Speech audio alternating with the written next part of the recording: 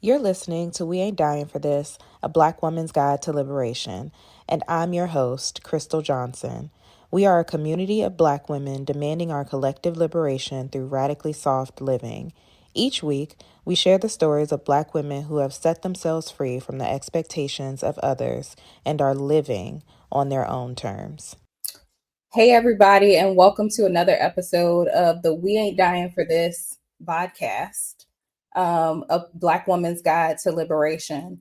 I'm so excited to be back with all of you. I know last week was a holiday, so we were off and not actually streaming the show, but so excited to be back this week talking about opting out as liberation with Deandra Coleman. And before we jump into the conversation and Deandra shares more about who she is and what she does, if you are listening into the stream, we'd love if you would plop into the chat where you are watching from. And of course, we're going to have people who are going to watch the replay. So if you can put in hashtag team live or hashtag team replay so we know that you're there. I see a couple of comments coming through from Nicole and Missy. Hey girls, how y'all doing? But so excited to get into this conversation. I know that there are probably a lot of new people who are joining the live. Okay, Lisa from Delaware. Hey, Brian from SoCal. Hey, y'all. A lot of people who are new to the podcast and are probably wondering, what is this about? Why did you start it exactly? So We Ain't Dying for This, a Black woman's guide to liberation, was actually started because, frankly, Black women are dying. And it is very important for us to understand what liberation can look like for us, that we don't have to do the things that we've been taught that people tell us that we have to do. We can actually make choices and opt out of the idea of prioritizing everyone else over ourselves. Hey, Marion, Dorothea, someone's coming in from Toronto, from New York. Okay, Leandra, Dan, hey, Rose, Samara. It's so good to hear from all of you in the chat. So let's get into the conversation. Let's do it. Or your intro, actually. Let's start with that. So, Leandra, tell everyone who you are and what is it that you do. Absolutely. So I am Deandra Coleman. I like to call myself a wellness practitioner. And I say wellness because what I do kind of spans the spectrum of mind, body, and soul.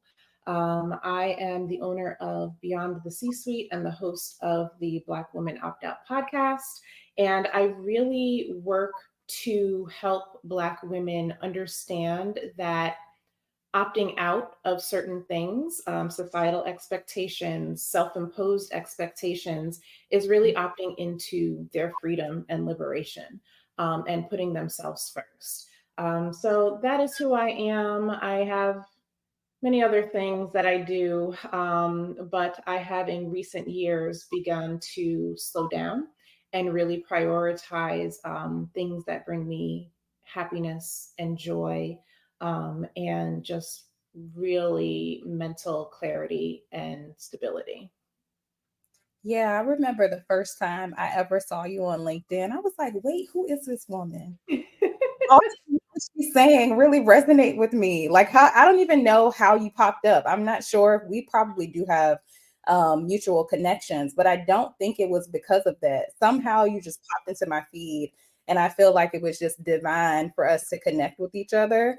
Especially when I saw the Black Women Opt Out podcast, I was like, yes, we definitely need to opt out. And I think a lot of us feel very guilty when we opt out of things that society has told us that we need to opt into in order to take care of ourselves. So before we came live, you and I were actually having a conversation about all the things that we opt out of, and we talked about like grocery delivery, Yep. housekeeping. And the thing is, it's like, if it's going to take me more than an hour to do it, I don't want to do it. I can give it to the person who's the expert. I want to support the economy. Yep. What other kind of things do you opt out of? I was mentioning I'm about to start outsourcing my laundry. I want to do it. I, if I could outsource my car to a spouse at this point, I would, but I don't have one. So there's that. Um, but my thing is, if you can, right? Because everybody's not at a place in their life financially where they can, but if you can, throw money at it. So to get it off of your plate, just throw some money at it, delegate it. You don't have to worry about doing all the things, because that is what ultimately leads to burnout. And so for this place in my journey, outsourcing as much as possible is really important to me. And it may not be because I can be doing other things productively with my time. I might just want to sit on the couch and be as unproductive as possible that day, right? Like, I just might want to have a glass of wine and not have to worry about cleaning my house or going grocery shopping. Like, my Sunday reset is literally going down my list of groceries, putting them into the Instacart, and pressing, pay and having it delivered. Same thing with Target. I get it shipped. I have my Target delivery for the week come through.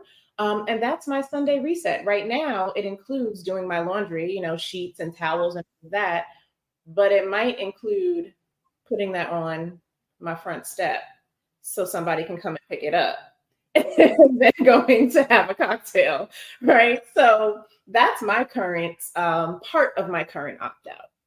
Yeah, I love that so much. And even as an entrepreneur, like when I started this video series, I was doing everything myself. So I did the initial branding of everything. I was the one who was sourcing the guests. I was sending the prep document. I was having the vibe sessions. I was doing all of the things. Mm-hmm. And I've since outsourced that to my wonderful virtual assistant, Dana Powell. If anyone wants to look her up and hire her, please do. She's been amazing. Yeah. And there are things that she does that I didn't even know could be done. And it's just way more efficient. And I feel like that really ties into me living a softer life and, of course, opting out. Yeah. Yeah. So I think we're hearing from some people in the chat. Amina says she's outsourced all needless errands so she can spend time living. Yes, girl. Like, we should definitely be living instead of surviving. And that is a great way to put it, because a lot of times we're just going through the motions and like doing it. We got a list of all the things that we need to do. And I'm sure there's more things that you want to put on the list. Yeah. But that's not living. Yeah. And we'd love to hear from you all in the chat if there's anyone else who has any ideas of things that they've outsourced or that they would recommend other people actually outsource. Mm-hmm. Yeah. So this idea of needless errands, right? Needless in the sense that you don't have to do it, but some of these things are still necessary to survive, right? But the idea that we have to burden the responsibility of everything we need to do to survive is foolish, right? It's just so foolish at this point. And I am of the mindset that, we take care of so many things on a daily basis. We have to think of all the things. When you mentioned that to-do list, prior to my intentional opt-out, and I am just coming off of a 9-month sabbatical, prior to that, I had, the notes app in your phone. Girl, don't call me out. Don't call me out right now. I got the chart, the notes. Not good.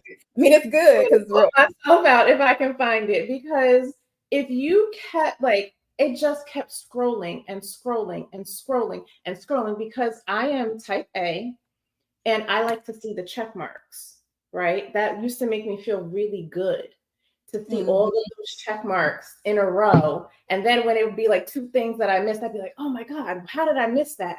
Right. And then I'd have to go back and try to figure out how to do it or whatever. But then I'd scroll and I'd be like, yeah, I'm productive. This feels real good. And it was killing me. Quite frankly, it was killing me. And so I stopped. I don't have a running to-do list anymore. I do sometimes make shorter ones if there's an activity that I know I really need to kind of get done, right? But it is not a daily to-do list that I'm adding to, and holding my own feet to the fire of getting all of those things done. Mm-hmm. And not being flexible, Right. because learn this, it's funny, you learn this in your career if you've been in a place that's more flexible, but then you don't apply it to your actual life. Because I remember being at work years ago and feeling like, oh my goodness, I have this list that I need to complete and this deadline. And then my leader would say, it's a deadline, you can just move it. Right. And I'm like, what? Move the deadline? What do you mean move the deadline? But you can apply that same sort of principle to your own life. Yeah, for sure. Yeah. So you mentioned your 9-month sabbatical. And during our first conversation with each other, we talked about like what happened leading to your opt out, as well as just how you enjoyed your 9-month sabbatical, just opting out of everything else other than the things that you really wanted to do that really brought you joy. So can you share a little bit more about your story with those who are listening in? Yeah, I'm happy to. So 2023 for me was the worst year of my life. At the end of 2022, I had a traumatic life event happen, and everything that I thought I was and that I expected my life to be in the future was completely obliterated. I mean, just upended. And from that, I I really struggled and suffered. And my sense of purpose was completely skewed. I didn't really understand why this was happening. I felt like if this was stripped from me, I didn't think I had a purpose in the world anymore. And so I fell into a really, really dark depression. But high functioning, I look good in depression. Um, Most days I had hours where I was just on the floor. I was not getting up.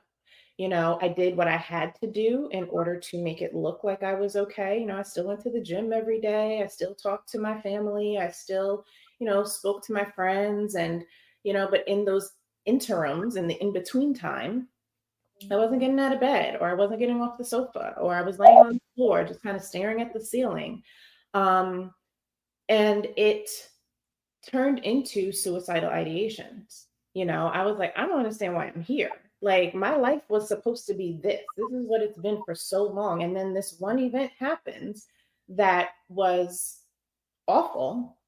And I didn't understand how I could bounce back from it and how I could continue living without this in my life. And then that turned into high functioning anxiety, because when I did need to leave the house, people were so used to this thing being in my life that they would ask about it. And I didn't know how to have that conversation or how to talk about it. And so I started like suffering from anxiety in social settings, like to the point where I didn't want to go and hang out with people who didn't really know what was going on or didn't know the severity of it, because they would ask me about it. And then I was afraid I'd fall apart, right? Like, so it was just this bad cycle of depression and anxiety, traumatic, event, and trying to heal and trying to do. And I was running a very successful business, and I couldn't focus on sales anymore because like my thoughts were consumed by what was going on. And I was scared. Like, I was scared. I was scared for my life. I was scared for the people who I loved. Um, And what I find so profound now on the other side of it is, even in my darkest moments, I was still worried about how other people were going to react or feel about my depression and anxiety, right? Like, I was still concerned about them even in my darkest moments. And I was like, well, ain't this some bullshit? like what? How is that a thing? So I had to figure out how to come out of it. Therapy, I was going through therapy the entire time. And yes, it was helping, but every week, every 2 weeks was just not enough. And so I knew that if I didn't take a break, I was not going to be here anymore. I was either going to die just from the sheer stress of everything that I was going through. I was going to die by an accident because my mind would be elsewhere when I was driving. Like, I just knew that I wasn't going to be here. Um, and so I started trying to figure out, like, how do I fix this? And literally opting out was the only way that I could figure out how to do it. And when I say opting out, I don't just mean opting out of those, needless errands that we just talked about. I don't mean those things. I mean opting out of for me, it was the self-imposed expectations, right? It was the standard of excellence that I held myself to. It was the life that I had envisioned for myself. I had to opt out of what I thought it was going to be because clearly it wasn't going to be that anymore. And I was still holding on to this ideal or idea of what I really wanted it to be. And so in that time, I was like, well, I'm not making any sales anyway. Can't focus on my business. So I'm taking a sabbatical. I need to walk away from everything. And then in the midst of that, God told me, and you're going to sell your house. And I was like, wait a minute. Like, wait a minute. What do you mean? Like, I got to sell my house too? Like, this life event just happened. Now you want to give up, like, you want me to give up the house I worked so hard to buy? Like, are you serious? And so in that time, I put my business on pause. I had been, prior to just in some of my healing, I had started gardening. I am as bougie as they come. I'm not trying to really be in the earth, but it was something it was something cathartic for me to have my hands in the dirt. And symbolic, now I'm on this side looking back, I was unearthing new things. And so I had been going to the local nursery, picking out plants and flowers and all of that for my front yard. And so when I decided to take that sabbatical, I was like, I'm going to get a job at the nursery. Me and my entire MBA, magna cum laude, me and my entire MBA, we're going to get a job at the nursery. And I was watering plants, and I was amongst the flowers. And who's mad buying house plants? Like, who's mad? Who's giving you a hard time when you're at the nursery buying beautiful things, right? And I worked at the nursery. That was an opt-out for me. I opted out of my my business, and I literally got a job at the nursery working outside. That was part one of my opt-out that just allowed me the ability to not have to think as much, right? I couldn't think. I didn't have the capacity to think, to work in and on my business. It allowed me to go do something, to earn a little bit of money. But more importantly, what it did was it allowed me to just leave it there. I didn't have to bring anything home from that job, right? Yep. And then I sold my house. God told me, you're selling your house. And not only are you selling your house, but you're moving out of state. Oh, okay. All right. Cool. I didn't know how this was going to happen, but I lied to you not, Crystle, when I tell you my house went on the market and it sold in 3 days. Wow. Over asking. The highest sale price in my neighborhood. And I was like, okay, got it.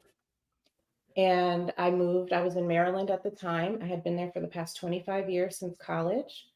I moved back. I'm in New Jersey now, right across the river from New York. I'm a native New Yorker. So I was like, I'll go back close to home, explore the city, have new things to do and all of that. And the sale of my house is what enabled me to have this 9-month sabbatical of rest, rejuvenation, rediscovering myself, opting out to opt into other things, and really redefining what soft living looks like for me. Mm-hmm. And so that's how I am where I am now. Well, first, I'm sure you notice all of the love that's coming through in the chat for you and sharing your story, and we really appreciate you being so transparent and so vulnerable. And I just want to say that I'm glad that you're still here. Thank you. Me too. Because I know your story is resonating with a lot of people, and it definitely resonates with me because there are so many days where I just say to myself, I feel a little unfulfilled. What is it that I'm supposed to be doing? Like, you think that you know the thing that you're supposed to be doing, and then when it doesn't work out the way that you think it's going to work out, it's like, I don't know, what am I supposed to be doing? And I was talking to someone earlier today, and we were talking about how stillness, which through your sabbatical, you were able to have that stillness and like doing the things that brought you joy rather than the things that you had to do. Yeah. Give you the opportunity to just exist and just be. And also let Black women be. Yeah. And although there's more to this shirt, it could be a period, which is something we talked about before we got on the call. But I just appreciate you so much because there were even people in the chat who were saying they've been through something similar, and someone who said, this is my actual life right now. So I'm really hoping that the story that you shared, your testimony, your story really does support them as they're moving through that. Yeah, I hope so. So I'm a firm believer that there's been some stuff in my life, right? Like life all the time, and how you react to it is 9/10 of the battle. But I am a firm believer that God has used me to be transparent.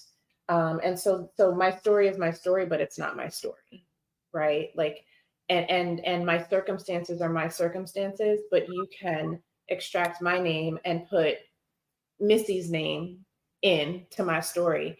And a lot of times it's virtually the same thing, right? We're feeling the same things. The circumstances that led to it might be slightly different, but my purpose now, I understand it a little bit better, is to give and allow permission for other Black women to feel all the things, but know that there is another side once you go through it. And it's not over, right? Like that traumatic event was not a one and done. It is continuous. Like my life is, I am changed on a cellular level because of that one event. And it just keeps going and going and going. So it is not over. But the way that I am able to manage my pain, I still cry every day. There's still moments where I will tear up, but I can say to myself, okay, D, enough, right? You're okay. I've got more tools to get me through it. I have more things that bring me joy that I can engage in. So I'm not just wallowing in it. And so what I have gone through, I hope that it gives other Black women permission to go through and come out. Yeah, absolutely. And that, folks, is what we call regulating your nervous system. Yeah. And there was a previous episode a couple of weeks ago, I don't know what day it is, but with my friend Lauren DK in Atlanta, we were live at Healing While Building, and she is the founder of Harmona Wellbeing, and she does a lot of work around regulating your nervous system. She has a lot of videos here on LinkedIn where she shows you how to regulate your nervous system, which is something that is very helpful when you think about how you react to things. Yeah, you're right. Is most of the battle is how is that thing really impacting you internally? Because we ain't dying for this. Right. We die for that. Not at all. And regulating my nervous system was one of the, so I did make a little bit of a list while I was on my sabbatical.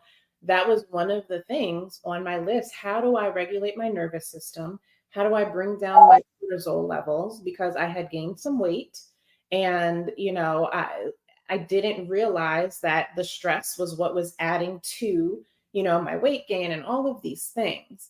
And so regulating my nervous system, I studied it. I mean, I studied how to control my reactions, how to bring my nervous system down, how to calm myself back down, how to regulate my cortisol, how to get better sleep. All of those things was I was a student of recovery, if you will. Yeah. So proud of you. Yeah, thank you. You mentioned a few minutes ago about lifing. And I know that we wanted to talk a little bit about like all the things that are keeping Black women up at night. Mm-hmm. Like there are things that are happening in our personal and individual lives, but there are also macro things that are happening out in the world that are causing us to feel overwhelmed, that's causing us to feel like we can't sleep or we don't know what to do. And we're like, we need to think of a solve. Like, what do I do if this happens? Mm-hmm. And it's something that's constantly playing in our heads all the time.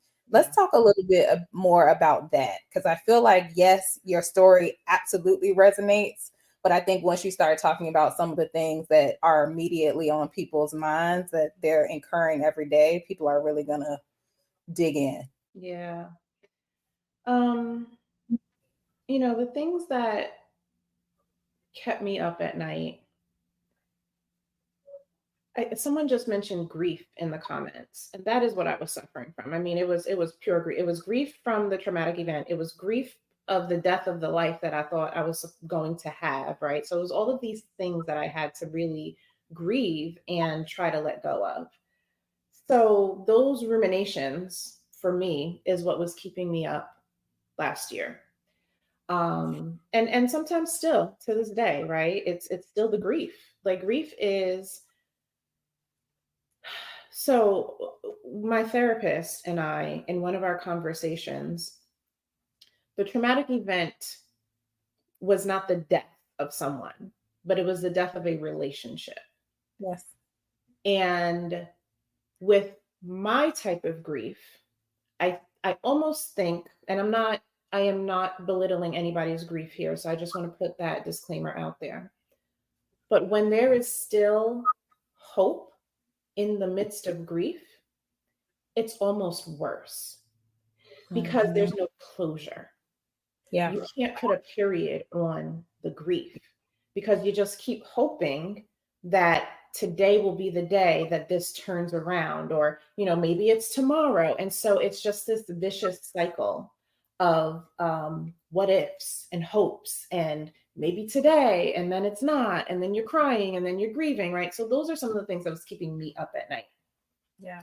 Beyond that, I mean, it was some of the, like, financially, even though I was okay and I made a pretty penny on the sale of my house, I was like, this isn't going to last forever. All right. And so I had to backtrack how long I wanted my sabbatical to be, but how soon I needed to start looking for a new job or really working on my business. But was I going to be ready to get back into it? Because mentally, I still wasn't healed. Right. But I knew I was going to have to start earning an income again. I couldn't live off of this money forever. So that kept me up at night. What are people going to think? There are still people in my life that do not know what this actual traumatic event was, because I'm not ready to really talk about it publicly. Those closest to me know, but those, and we always like to say, oh, what other people think it doesn't matter. And no, at the end of the day, it really doesn't. But it's a thought. How are people going to take this, right? How has this forever changed not only me, but my extended family? How has this affected them? Not wanting to talk too much about it because, my parents, while I love them dearly and they are some of my biggest support, are in their 70s. and I don't want to burden them with all of the things that's coming with this, right? So I worry about their health. I worry about their emotional state, because it's not only me, it's my entire family that is suffering from this, right? So for me, those are some of the things that keep me up at night. And how do I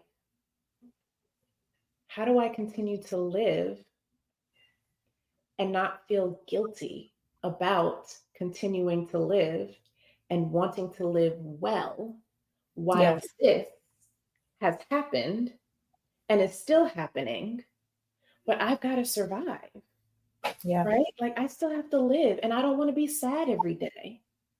I don't want to live in a poor way, and not poor monetarily, but poor in experience. I don't want to live that way. But then there's the guilt that comes because I'm having a good time and I'm at brunch with my friends, but I still got this traumatic event like the dichotomy of it is it's a mind F. Like, it really is. It really is.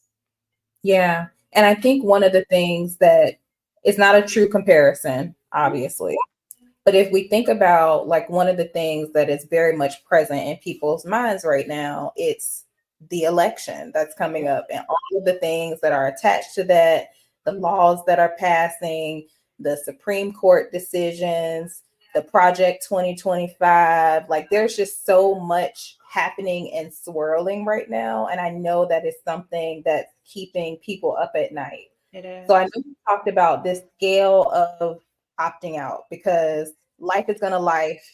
Yeah. This is going to happen. We Yeah. don't know what the outcome is going to be, but it's still swirling around us all the time. So if you think about opting out on a scale of 1 to 10, what Yeah. are some of the things that you might Yeah. for Yeah. people to think about? So, this opting out scale is very important because it's just like an investment risk kind of assessment, right? What is your level of risk? Some people are really like, I don't want to do too much, and other people are like, give me all the things. So on a scale of 1 to 10, a 1 might be turning off the news, right? Because it's just doom and gloom. And yeah, we need to pay attention to what's going on because it's an important year. And, again, like you mentioned, the election, the Supreme Court, all of these things are very important to what is going to happen in our future. But maybe just for tonight, a level 1 opt out is just shutting it off, right? Just shutting it off. But a level 10 opt out could be becoming an expat and moving out the country because we don't want to be here anymore, right? Like, that could be the level 10. In the middle, you have to figure out what that level of opt out looks like for you. But I encourage everybody who is listening, Team Live, Team Replay, wherever you are, figure out your scale of opting out on a scale of 1 to 10. Some days you can be at a 1 or a 2. What does that look like for you, just to give you some peace? Sometimes in your life, like mine, it was a level 10 opt out, right? It was getting rid of all of the things that I knew and moving into something different. And I think that is something that can help save you, but also help you feel less guilt about opting out. Because sometimes it's smaller, sometimes it's larger, right? It balances. Yeah, the way that you're talking about opting out is kind of the way that we talk about liberation on this show. And that I think a lot of people assume that either you're liberated or you're not. But the Mm-hmm. fact is that liberation is not binary. There are many ways for you to feel liberated, which is why it's so important for us to talk about these different topics, because there are some things that people can opt into and some things that people can't. Like, everybody can't sell their house, but you can turn off the news. Yeah. Yeah.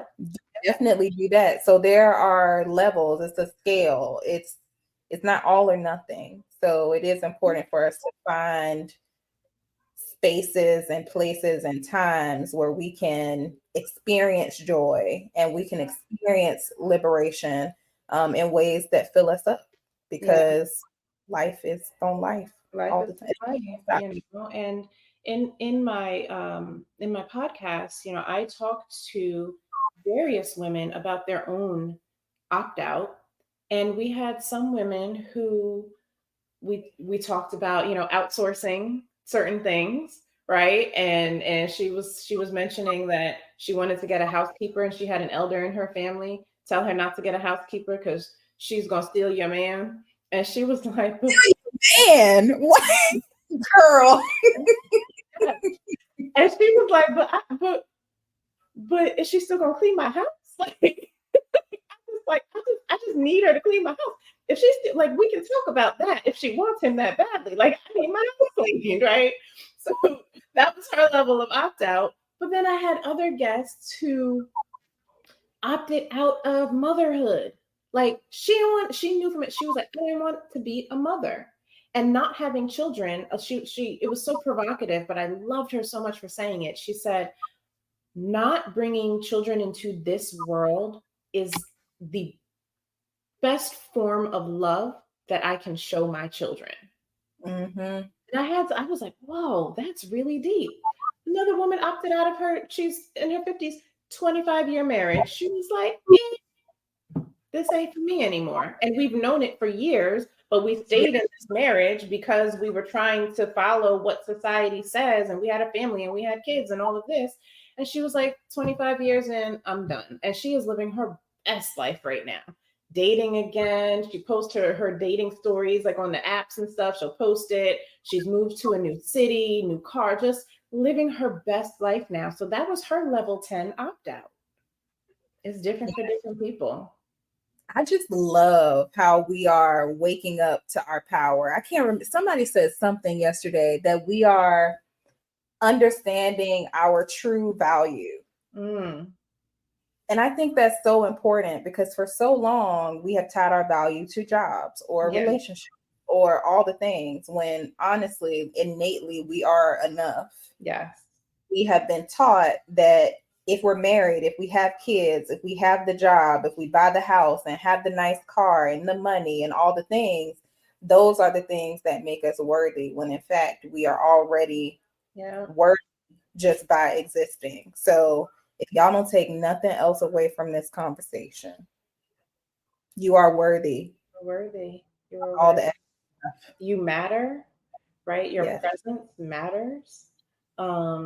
It might not, your life might not look like what you thought it was going to. And I think that's most people at this juncture, right?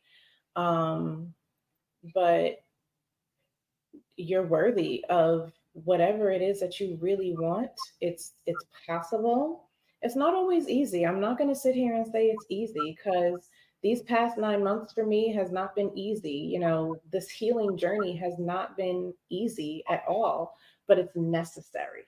Right. Yes. And so I think that the distinction that needs to be made, especially when figuring out what your opt out looks like, is not, is this going to be easy, but is this necessary?